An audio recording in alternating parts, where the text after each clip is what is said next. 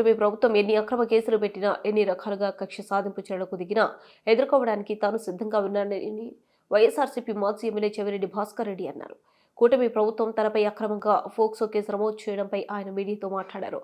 21 రోజుల క్రితం ఎర్రవారిపాలెం మండలంలో ఓ బాలికపై ఆగంతకులు దాడి చేశారు. ఈ ఘటనలో ఏం జరిగిందో బాలిక తండ్రి మాట్లాడిన మీడియా ఎదుట బహిర్గతం చేశారు.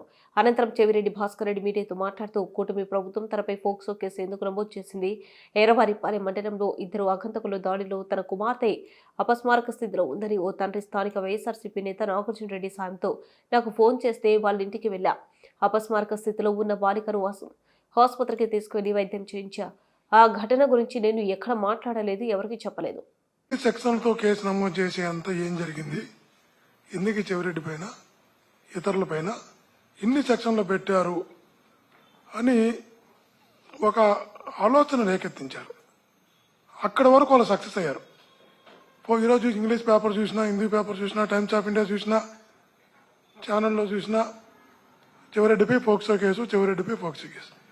అరే ఏంది, ఎందుకు ఫోక్సో కేసు పెట్టారు, ఏం చేశారని ఒక ఆలోచన, ఒక బురద జల్లి కడుక్కోమని చెప్పేటటువంటి ప్రయత్నంలో వాళ్ళు నిజంగా కూడా ఈ కార్యక్రమం చేపట్టారని తెలియజేస్తున్నా. కానీ వాస్తవాన్ని అయితే ప్రజలకు చెప్పాల్సిన బాధ్యత నా పైన కూడా ఉంది. ఆ రోజు జరిగినటువంటి సంఘటన మీకు ఒక్కటే మీ ద్వారా తెలియజేస్తా ప్రజలకు కూడా.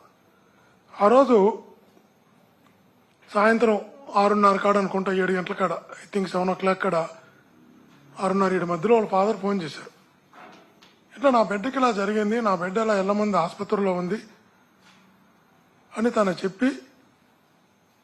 చెప్పినప్పుడు ఎక్కడో 80 కిలోమీటర్లు ఉన్న ప్రాంతానికి, తలకోన దగ్గరది ఉన్న ప్రాంతానికి హుటాహుటిన 7 గంటలకంత 7:15 బయలుదేరి అడావుడిగా వెళితే ఆ బిడ్డకు వైద్యం ఇవ్వాల్సిన రూమ్లో డాక్టర్లను బయట పెట్టి పోలీస్ సిబ్బంది విచారిస్తున్నారు.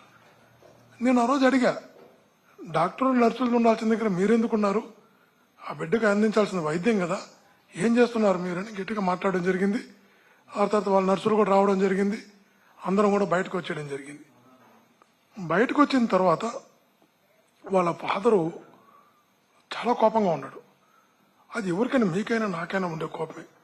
తన బిడ్డ పైన ఒకటి సంఘటన జరిగినప్పుడు ప్రతి తండ్రి కూడా ఆవేశం తట్టుకోలేడు. ఆ తట్టుకోకుండా బయటకు వచ్చిన తర్వాత తన